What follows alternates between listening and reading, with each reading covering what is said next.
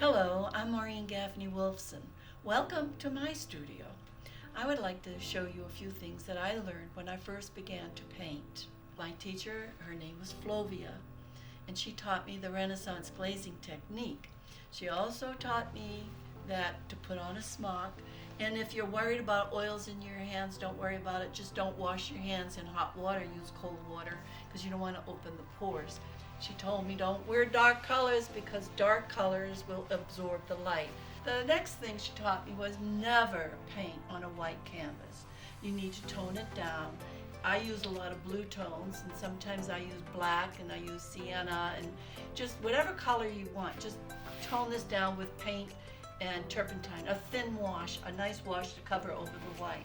I use a level to make sure my easel is level, and sometimes it moves or it could get crooked, and I don't want a crooked painting.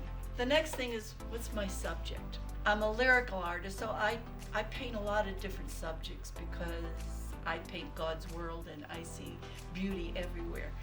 So I got a bouquet of flowers that were so beautiful. I said, I have to paint this. I took a picture of it in black and white so that when I go and paint it, I'm going to paint it in black and white tones first before I lay in the color. Here, I wanted a blue background, so I've got a couple of coats of blue on here, which I used turpentine to put it on.